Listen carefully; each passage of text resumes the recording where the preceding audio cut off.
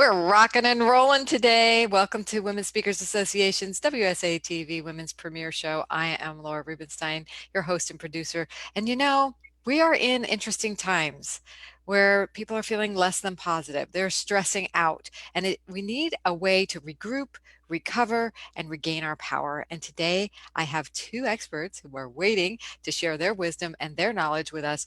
And really guide us through this regrouping process to our power. So let's get right to it. Let's say hi to them today. Hi, Anne-Marie. Hi, I'm Anne-Marie Dekker. I'm in Vancouver, and I'm a personal development coach, a story mentor, and you can find me on LinkedIn. Wonderful. Thanks for being here. And hi, Nadine. Hi, I'm Nadine Harchar, and I am a result-oriented counselor, consultant, and best-selling author. You can find me in Victoria, BC, Canada, and my website is progressiveplus.com.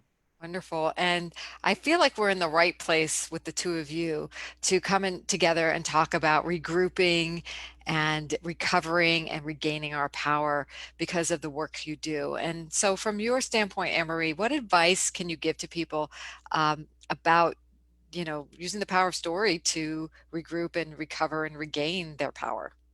What I would say is rethink your life through story. We always live in a story. We tell ourselves a story, and just how can you look at that story and either add or subtract from that story? And when you add, how does that story changes? When you subtract, how does that story change? And just look at it from that point of view, because if I could just use an example, say for instance, tell a story, a children's story, say Red Riding Hood. But when you look at the story, there's no father in the story. What if you added a dad to that story?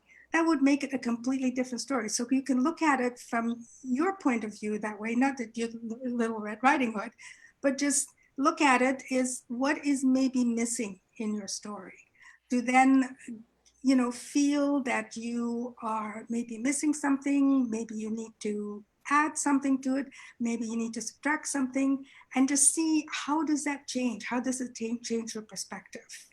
So And there's power in being able to change your story. I'm sorry, go ahead.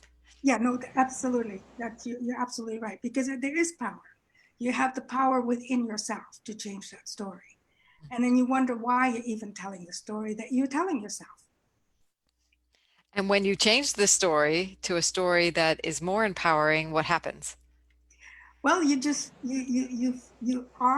takes time, because when you change the story, it doesn't suddenly that you feel, aha, this is what my story is all about. This is where I have maybe fear. This is where I maybe have, doubt in myself. You have to sit with it for a little while and just see, how does it affect you? How does that change affect you? And when you sit with yourself for a while, and I also would suggest to even journal what you just experienced, because when you journal, you can read your words. Or sometimes what I even have people do is record their answers, record their story. And it's really powerful to hear yourself speak and to listen to the story with different ears, and to then say, why am I even telling that story the way I'm telling it? Then if you change your story and, like the example I use, you add or you subtract, then again, either journal or record your story and listen back or read back to what you've written, and just find out how did that story change? Did it change a little bit? Were the fears lessened with that? Were your doubts lessened with that? Or did it increase? We don't know, and from that you just find out what is there between the two different stories that you could then combine and find something that gain strength for you, gain the power back. I love that. I love the opportunity. It is all what happens here, how we perspective, change our perspective. It's like change our story. I love that. Very powerful. Thank you so much. And Nadine, tell us about how you recommend people step into regaining their power and regrouping. Well, when you something doesn't go the way that you want it to, or maybe you've had an argument with somebody, or even when things are positive, you can use this particular technique. And that is what I call my regrouping questions. And so when something happens, the first question you ask yourself is, what can I learn from this? The second question is, what would I do differently if this were to happen again? And the third question is, what's one positive thing or highlight that I can take away from this? And the fourth question is, how can I apply what I'm learning in my life? And then you let go of it. Because when you don't do that, what happens is we keep going over, well, I could have said this, or I should have said that, or what if I had done this, or what did I do? And you actually create that negative vibration, and you take that through the rest of your day with you. So it starts to taint everything. But when you use the regrouping questions, it keeps you more positively focused, it keeps your energy higher, and it allows you to get on with your day in a much more positive way. You said something about letting it go as like the last step, right? Mhm. So tell me about that step, how that's possible by these questions. Well, really the reason that you keep going around and around and around in your head around it is because you're needing to make sense out of it. You're needing to get the learning from it. You're needing to, and if you don't do this right after it, you'll end up doing it when you sleep that night. So in actual fact, if you keep doing the regrouping questions, and I use them all the time, a lot of my clients, they'll take them in their wallet for a while, and then they'll have them memorized and they'll use them. But it really does shift your focus from, oh, that didn't go the way I wanted, and I'm going to go into kind of an emotional negative place, to, okay, well, every experience is a learning experience. Every experience is something that I can actually, turn around and use and make useful.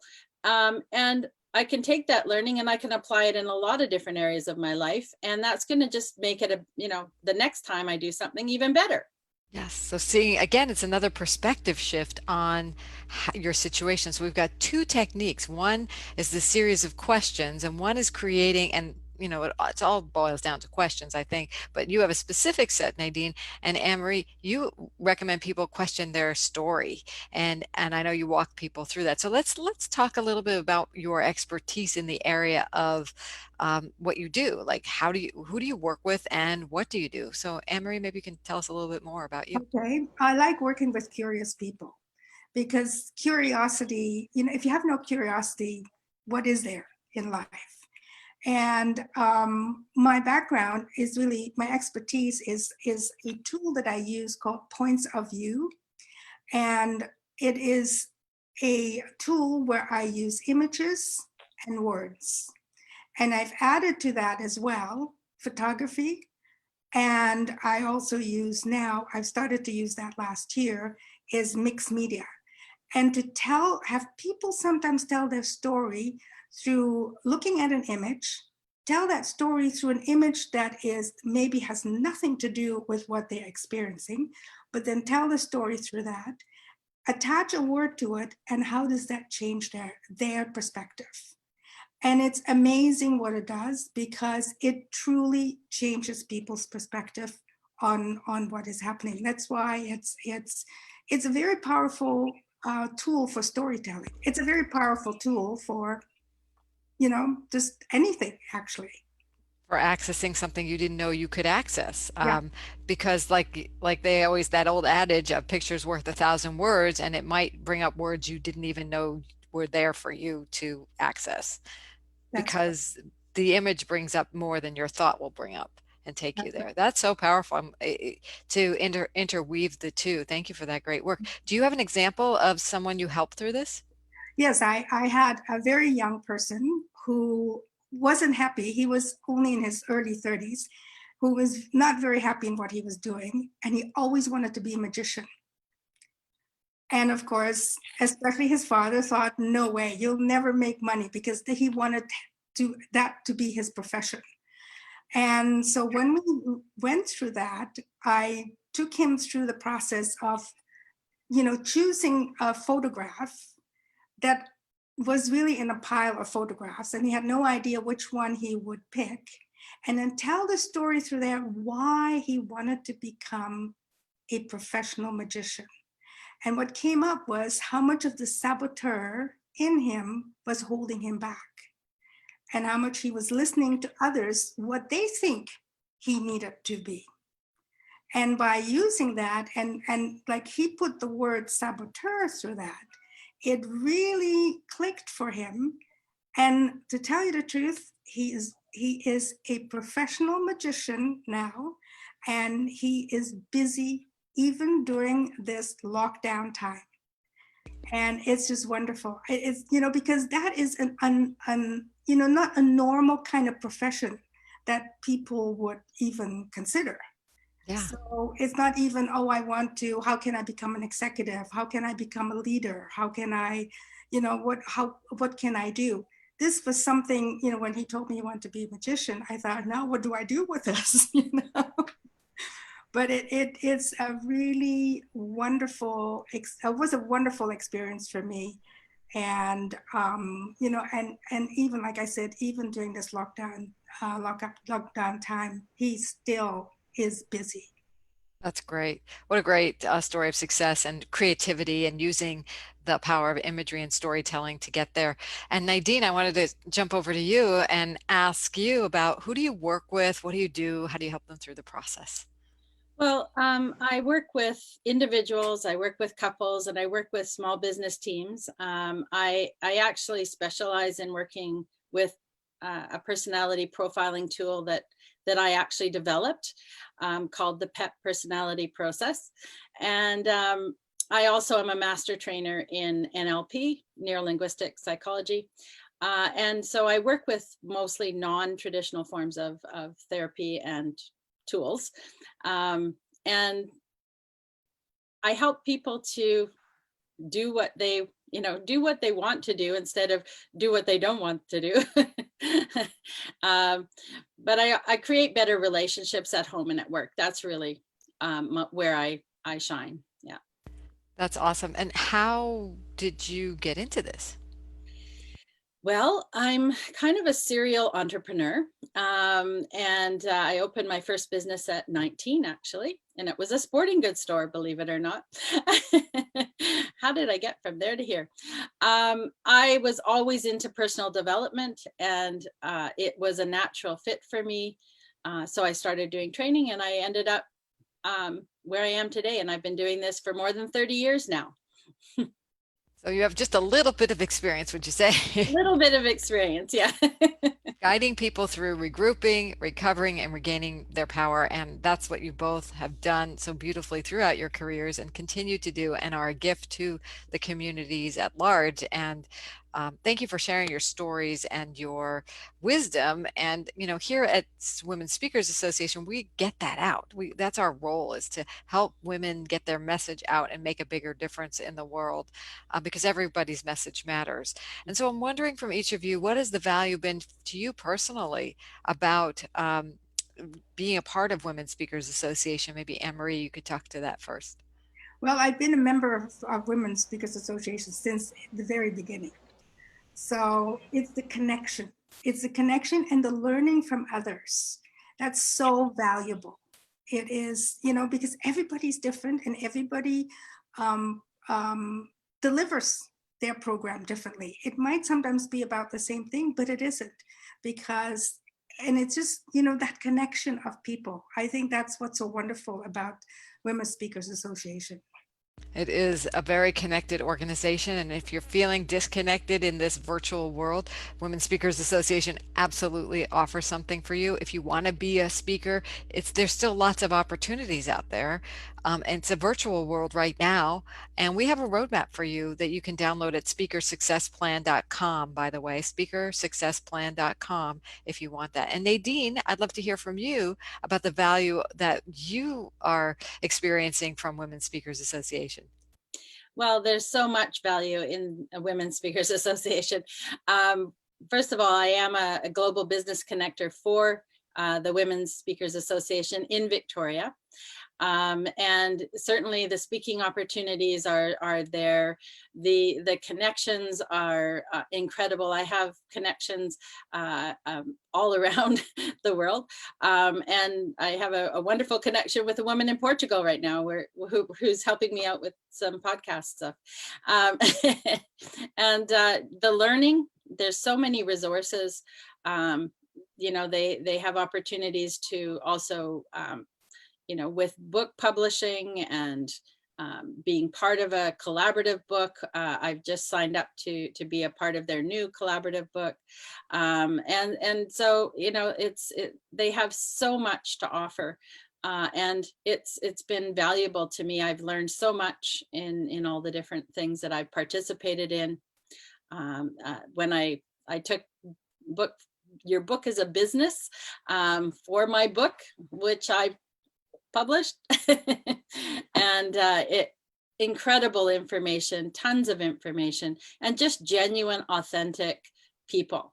And to me, that's really what I'm looking for in my life, is genuine, authentic people, and helping women get their voices out there, because we're needed in this world. We are, and we are the ones who are going to help people regroup, recover, and regain their power and build our communities back up and up into things that we really want to see help people. So thank you, Nadine, for all the work you're doing. And I'm excited to have you in the book, The Voices of the 21st Century. If anybody else is interested, we have an open call right now for contributing authors. If you have a story you want to share, go to voicesofthe21stcentury.com. That's with the 2 and the 1 in there. Voices of the 21st Century. Voices of the 21st century.com. And you can see what we offer. And we make it super simple. And then you get to be a best-selling author, and you have a collaborative book and a collaborative process, just like you said, Nadine. Well, thank you, both of you, for your guidance, your wisdom, your mentorship, and your generosity, and for the work that you do. I know a lot of our members are watching, and so are some of the public. And thank you for being here. Thank you for your love and likes online. And hi, Gail. I see you're commenting and connecting with people on our Facebook page at Women Speakers Association. And next week we'll be back with some more global business connectors and a way to really make an impact. More advice for you on that. So take care, everyone. Bye for now. Thanks. Bye. Thank you.